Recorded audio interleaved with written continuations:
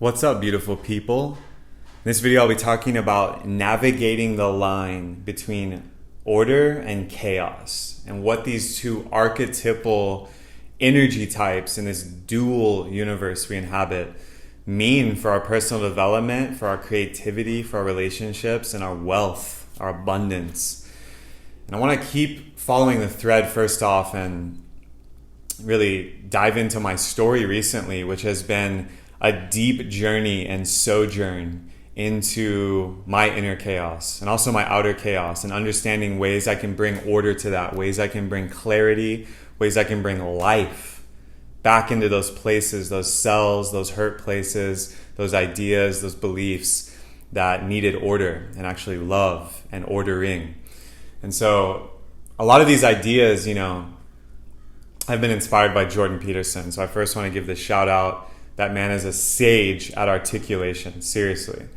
But order and chaos can be seen as the fundamental principles of our lives, right? There's this chaotic energy and frequency that is shaking things up, moving things up. It's the random, it's the things you can't predict. It's the parts of yourself that are unknown, and also the parts of the external world. And then there's order. Order is linking together patterns, creating structure, providing containers of energy to structure our reality, to structure civilization and human life itself. And much of our life is actually dancing in between these two. And to the extent and ability that you can hold order in your life and order your reality and confront chaos in a meaningful way, and articulate it back to yourself in truth and then to others, this is the way to live the good life, or the way, or the work, capital W's. And what's fascinating about order and chaos is that chaos can spontaneously turn into order at any moment. And likewise, order can spontaneously become chaotic at any moment. And this is the meaning of the yin-yang symbol. The Taoists, these ancient Chinese thinkers and doers really dialed this in, and I think they have maybe the most masterful representation of this in symbology and philosophy and thought patterns. There's very much a line in our life that we walk, and I've been walking it very intensely the past 2 months, of where is the order and where is the chaos in my reality, and how am I creating chaos, or how am I creating order? And this is a good question to think about in your life, in your health, in your purpose, in your work, in your relationships, and then in your energetics, your energy field on all levels: money, time, sexuality, intentionality. All these things can be seen as energetic frequencies. To what degree are you creating order? Order is a structured harnessing of chaos and actually pulling from chaos meaningful things into the world for life and liberty and art, all these high ideals we hold. Order is how they're created. However, chaos is the wellspring and void from which all the creativity is coming from.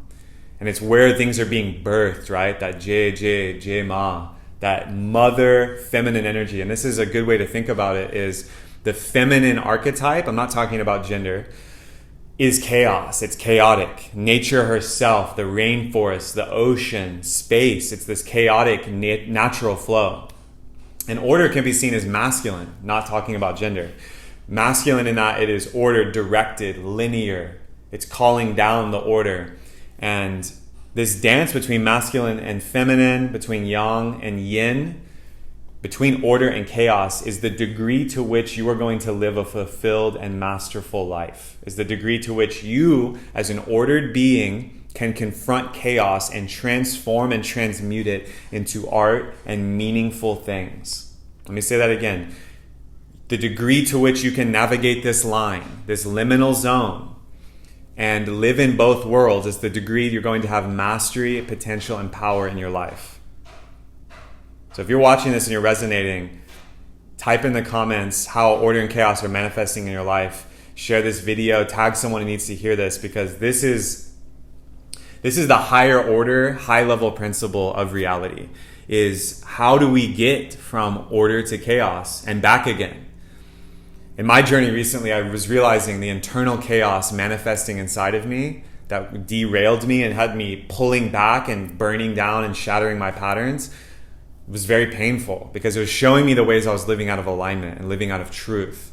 And therefore, I went on an inner journey and an outer journey into tribe, into myself, into my practices and disciplines I know will recreate order for me.